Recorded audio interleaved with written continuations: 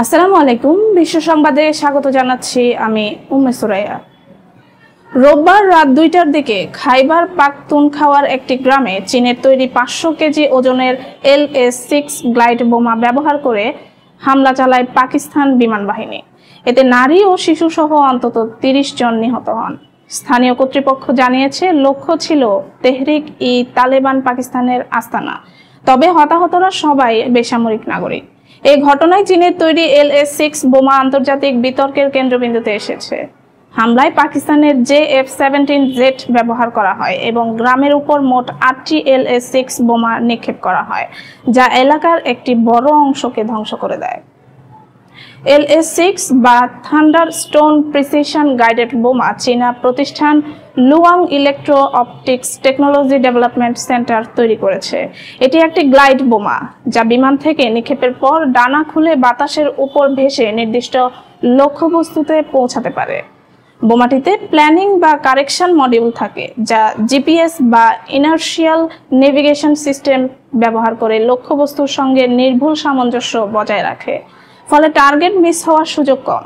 LS-6 মূলত প্রচলিত dump বোমাকে কম খরচে নির্ভুল গাইডেড অস্ত্রে রূপান্তর করার জন্য ডিজাইন করা হয়েছে। এতে একটি গাইডিং কিট এবং ভাঁজযোগ্য ডানা থাকে, যা বোমাটিকে লক্ষ্যবস্তুতে সঠিকভাবে পৌঁছাতে সাহায্য করে। বোমার 4টি মডেল রয়েছে: 50, 100, 500 এবং 550 কেজি। বোমাটির লেজ অংশে 4টি স্থির ডানা থাকে এবং কম্পোজিট উপাদান ও অ্যালুমিনিয়াম অ্যালয় দিয়ে তৈরি হওয়ায় পাল্লা এবং নিয়ন্ত্রণ ক্ষমতা অনেক বেশি। ছোট আকারের বোমাগুলো চেংদু Z-20 এর মতো যুদ্ধবিমানের অভ্যন্তরীণ অস্ত্রাগারেও বহন করা যায়। LS-6 বোমার পাল্লা নির্ভর করে বিমান উচ্চতা ও গতির উপর। ৮,০০০ মিটার উচ্চতা থেকে নিক্ষেপ করলে এটি ৪০ কিলোমিটার এবং ১০,০০০ মিটার উচ্চতা থেকে নিক্ষেপ করলে ৬০ কিলোমিটার পর্যন্ত লক্ষ্যবস্তুতে আঘাত হানতে সক্ষম। বোমাটি নির্ভুলভাবে ১৫ মিটার নিচেও হামলা চালাতে পারে। এর উন্নত সংস্করণে লেজার বা ইলেকট্রো অপটিক্যাল গাইডেন্স ব্যবহার করা হয়। এই বোমার সব মডেল চীনা সামরিক মান অনুযায়ী তৈরি, ফলে এগুলো পশ্চিমা প্ল্যাটফর্মেও ব্যবহারযোগ্য। LS-6 বোমা বিমানকে শত্রু দেশের আকাশ প্রতিরক্ষা ব্যবস্থা থেকে নিরাপদ রাখে, সেই সঙ্গে বিমান বাহিনীর জন্য বিভিন্ন লক্ষ্যবস্তুর উপর নমনীয়ভাবে হামলার সুযোগ তৈরি করে। পাকিস্তানের এই হামলা আন্তর্জাতিকভাবে LS-6 বোমার কার্যকারিতা এবং প্রভাব নিয়ে বিতর্কের জন্ম দিয়েছে। যুক্তরাজ্যের সীমান্তে কড়াকড়ি ব্যবস্থা জোরদার করা হলেও ছোট নৌকায় করে ইংলিশ চ্যানেল পাড়ি দেওয়ার প্রবণতা থামছে না। শুক্রবার একদিনে ১,০৭২ জন অভিবাসী ব্রিটিশ উপকূলে পৌঁছেছেন, যা চলতি বছরের অন্যতম বড় সংখ্যা। ব্রিটিশ স্বরাষ্ট্র মন্ত্রণালয়ের তথ্য অনুযায়ী ফ্রান্সের উপকূল থেকে ১৩টি ছোট নৌকায় করে অভিবাসীরা যাত্রা শুরু করছিলেন।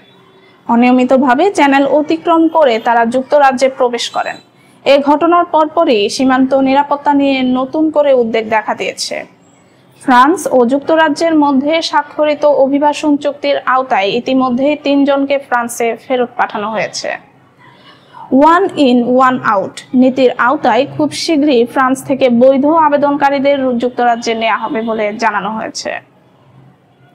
এদিকে চলতি বছর এখন পর্যন্ত ৩০,০০০-এরও বেশি অভিবাসী ছোট নৌকায় করে ইংলিশ চ্যানেল পাড়ি দিয়েছেন। PA নিউজের বিশ্লেষণ বলছে এটি গত বছরের একই সময়ের তুলনায় প্রায় ৩৭% বেশি। গত বছর এই সময় পর্যন্ত ২২,০২৮ জন এবং ২০২৩ সালে ২১,৯১৮ জন অভিবাসী যুক্তরাজ্যে পৌঁছেছিলেন। নতুন নিযুক্ত স্বরাষ্ট্রমন্ত্রী শাবানা মাহমুদ এই পরিস্থিতিকে সম্পূর্ণ অগ্রহণযোগ্য বলে আখ্যায়িত করেছেন। তিনি বলেন, নৌকায় করে চ্যানেল পাড়ি দেওয়া বন্ধ করতেই হবে। মানব পাচারকারীরা সীমান্তকে হুমকির মুখে ফেলছে। তিনি আরও জানান, ফ্রান্সের সঙ্গে চুক্তি কার্যকর হলে যেসব অভিবাসী নৌকায় করে প্রবেশের চেষ্টা করবেন তাদের দ্রুত ফেরত পাঠানো সম্ভব হবে। শাবানা মাহমুদ জোর দিয়ে বলেন, সীমান্ত সুরক্ষিত রাখা তার মন্ত্রণালয়ের সর্বোচ্চ অগ্রাধিকার এবং অভিবাসন ব্যবস্থায় শৃঙ্খলা ফেরাতে সব ধরনের পদক্ষেপ নেওয়া হবে। এমন প্রেক্ষাপটে আশ্রয়প্রার্থীদের হোটেলে রাখা নিয়ে যুক্তরাজ্যের বিভিন্ন শহরে স্থানীয়রা বিক্ষোভ শুরু করেছেন। প্রধানমন্ত্রী কিয়ার স্টারমার ঘোষণা দিয়েছেন, আগামী নির্বাচনের আগেই এসব হোটেল খালি করা হবে। তবে কবে থেকে এই প্রক্রিয়া শুরু হবে সে বিষয়ে কোনো নির্দিষ্ট তারিখ এখনো জানানো হয়নি। ইংলিশ চ্যানেল হয়ে বাড়তে থাকা অভিবাসন প্রবাহ যুক্তরাজ্যের রাজনীতিতে আবারও তীব্র আলোচনার জন্ম দিয়েছে। সরকারের উপর চাপ বাড়ছে, কিভাবে সীমান্ত নিয়ন্ত্রণের পাশাপাশি মানবিক দায়বদ্ধতাও সামাল দেওয়া যায়। প্রতি বছর দুর্গাপূজার আগে পশ্চিমবঙ্গের বাজারে বাড়তি উচ্ছ্বাস থাকে বাংলাদেশের পদ্মার ইলিশ ঘিরে। এবারও বাংলাদেশ থেকে 50 মেট্রিক টন ইলিশ পশ্চিমবঙ্গে গেছে। তবে আগের মতো সেই উন্মাদনা দেখা যাচ্ছে না, কারণ বাংলাদেশের ইলিশের দাম এতটাই চড়া যে সাধারণ ক্রেতারা মুখ ফিরিয়ে নিচ্ছেন, ঝুঁকছেন তুলনামূলক কম দামের গুজরাট ও মিয়ানমারের ইলিশের দিকে। বাজার ঘুরে দেখা গেছে 1 কেজির বেশি ওজনের বাংলাদেশি ইলিশ পাইকারিতে বিক্রি হচ্ছে 2000 থেকে 2500 রুপিতে, অথচ এই একই ওজনের গুজরাট ও মিয়ানমারের ইলিশ পাওয়া যাচ্ছে মাত্র 800 থেকে 1100 রুপিতে। দামের এই বিশাল ফারাকের কারণে পূজার আগে ক্রেতারা বাংলাদেশের ইলিশের চেয়ে অন্য দেশের ইলিশ কিনতে বেশি আগ্রহ দেখাচ্ছেন। পাইকারি ব্যবসায়ীরা জানাচ্ছেন এবার দাম এতটাই বেশি যে খুচরা ব্যবসায়ীরাও বাংলাদেশের ইলিশ আগের মতো নিচ্ছেন না। আগে যারা 15 থেকে 25 কেজি বাংলাদেশি ইলিশ নিতেন, এখন তারা একই দামে গুজরাট বা মিয়ানমারের ইলিশ কিনছেন 70 থেকে 80 কেজি। এতে আমদানিকারকরাও দ্বিধায় পড়ছেন, বাংলাদেশ থেকে ইলিশ আনা চালিয়ে যাবেন নাকি আপাতত বিরতি দেবেন।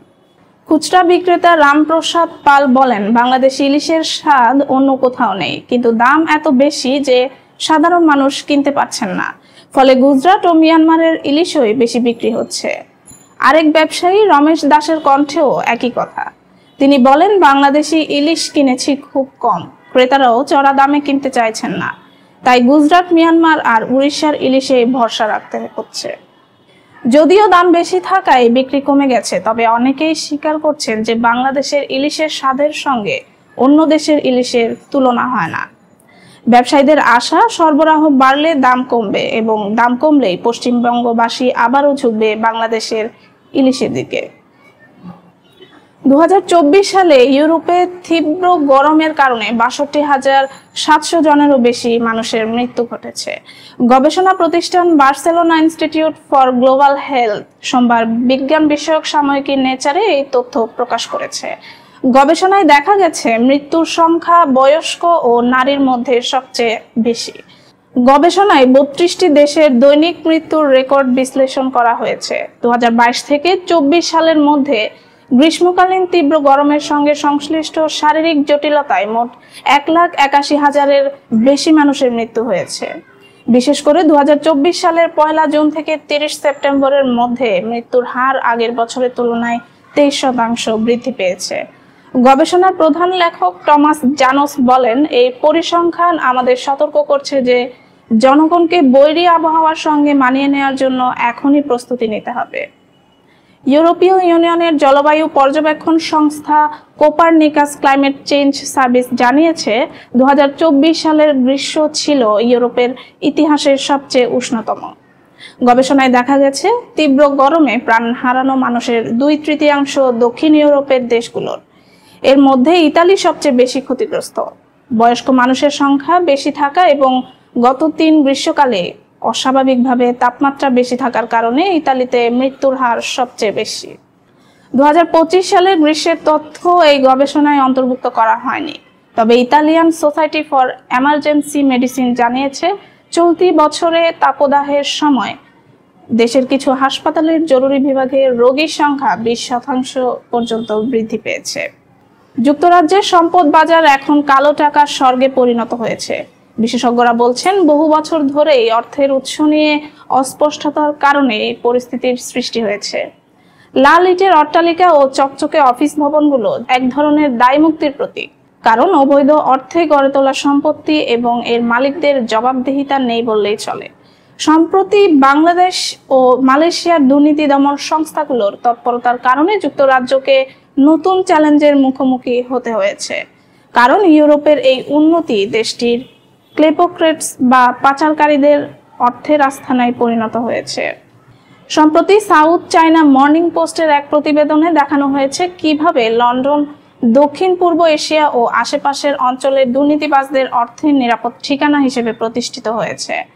কিভাবে এই চক্র কাজ করছে তা নতুন করে সামনে এসেছে মালয়েশিয়ার একটি তদন্তের মাধ্যমে। সাবেক এক প্রধানমন্ত্রীর সম্পত্তির উৎস নিয়ে মালয়েশিয়া তদন্ত শুরু করছে। জুনে মালয়েশিয়ার দুর্নীতি দমন কমিশনের অনুরোধে প্রয়াত ধনকুবের দাইম জাইনুদ্দিনের প্রায় 18 কোটি ডলারের সম্পত্তি ব্রিটিশ কর্তৃপক্ষ জব্দ করেছে। এই জব্দ হওয়া সম্পত্তির মধ্যে রয়েছে লন্ডন সিটি এলাকার দুটি বাণিজ্যিক ভবন, ম্যারিলেবোন ও বেইজওয়াটার এলাকার বিলাসবহুল বাড়ি ও অ্যাপার্টমেন্ট। মালয়েশিয়া থেকে যুক্তরাজ্যের রিয়েল এস্টেট খাতে অর্থ পাচার নতুন কিছু নয়। বিশেষজ্ঞরা বলছেন, অবৈধ অর্থ প্রায় বৈধ সম্পদের সঙ্গে মিশিয়ে লন্ডনে আনা হয়। শেল কোম্পানি ও অফশোর কাঠামোর মাধ্যমে এই অর্থ এমনভাবে সরানো হয় যে উৎস সহজে চিহ্নিত করা যায় না। 2020 সালে মার্কিন কর্তৃপক্ষ জানিয়েছে, 1MDB নামের মালয়েশিয়ার রাষ্ট্রীয় বিনিয়োগ তহবিল থেকে আত্মসাৎ হওয়া প্রায় 34 কোটি মার্কিন ডলার লন্ডনের সম্পত্তি ক্রয়ে ব্যবহার করা হয়েছিল। এই অর্থ ব্রিটিশ ভার্জিন দ্বীপপুঞ্জের মাধ্যমে আনা হয়েছিল, যা বিশ্বের ট্যাক্স হেভেন হিসেবে পরিচিত। মালয়েশিয়ার অভিযাত্রা লন্ডনকে তাদের সম্পদ রাখার জনপ্রিয় গন্তব্য মনে করে। দুই দেশের ঘনিষ্ঠ সম্পর্কের কারণে তারা যুক্তরাজ্যে সম্পত্তি কেনার ক্ষেত্রে স্বাচ্ছন্দ্য বোধ করে। তবে যুক্তরাজ্যে অর্থ পাচারে মালয়েশিয়া একমাত্র দেশ নয়, বাংলাদেশও এই তালিকায় রয়েছে। গত মে মাসে যুক্তরাজ্যের ন্যাশনাল ক্রাইম এজেন্সি প্রায় 9 কোটি পাউন্ড মূল্যের বিলাসবহুল সম্পত্তি জব্দ করেছে। সন্দেহ করা হচ্ছে ওই অর্থ বাংলাদেশের ক্ষমতাচ্যুত প্রধানমন্ত্রী শেখ হাসিনার ঘনিষ্ঠদের। ট্রান্সপারেন্সি ইন্টারন্যাশনাল তদন্তে প্রায় 40 কোটি পাউন্ড মূল্যের সম্পত্তি খুঁজে পায়, যার মধ্যে আছে মে ফেয়ার মেনশন সারে কাউন্টির এস্টেট বা মার্সিসাইডের ফ্ল্যাট। এসব অর্থ বাংলাদেশিদের বলে তদন্ত উঠে এসেছে। কালো টাকা নিয়ে বিতর্কের প্রভাব যুক্তরাজ্যের রাজনীতিতেও পড়েছে। সম্পত্তিগুলোর সঙ্গে জড়িত থাকার কারণে শেখ হাসিনার ভাতিজি টিউলিপ সিদ্দিক যুক্তরাজ্যের অর্থ মন্ত্রণালয় থেকে মন্ত্রীর পদ হারিয়েছেন। ট্রান্সপারেন্সি ইন্টারন্যাশনালের মতে, যুক্তরাজ্য বছরের পর বছর ধরে অলিগার্ক ও স্বৈরশাসকদের জন্য লাল গালিচা বিছিয়ে দিয়েছে, যাতে তারা তাদের সম্পদ সেখানে রাখতে পারে। এশিয়া জুড়ে আরো অনেক ঘটনা ঘটে এসেছে। সিঙ্গাপুরে 2.2 বিলিয়ন মার্কিন ডলারের মানি লন্ডারিং এর ঘটনায় এক চীনা নাগরিককে কারাদণ্ড দেওয়া হয়েছে, যেখানে অভিযুক্তরা লন্ডনের অক্সফোর্ড স্ট্রিটে 56 মিলিয়ন ডলারের সম্পত্তি ক্রয়ে অফশোর কোম্পানি ব্যবহার করেছে। এই ধরনের অভিযোগ নিয়মিত উঠলেও যুক্তরাজ্য ধীর গতিতে আইনি ব্যবস্থা নিয়েছে। ট্রান্সপারেন্সি ইন্টারন্যাশনালের মতে, ক্যারিবীয় সাগরের অঞ্চল যেমন কেমন দ্বীপপুঞ্জ ও ব্রিটিশ ভার্জিন দ্বীপপুঞ্জ এখনো বৈশ্বিক মানি লন্ডারিং চক্রের গুরুত্বপূর্ণ কেন্দ্র হিসেবে রয়েছে। গত 30 বছরে এসব অঞ্চলের মাধ্যমে 79টি দেশ থেকে প্রায় 250 বিলিয়ন পাউন্ড অবৈধ অর্থ পাচার হয়েছে। বিশ্ব সংবাদ আজ এখানেই শেষ করছি। আপডেট সংবাদ পেতে সাবস্ক্রাইব করুন বিডি আউটলুক।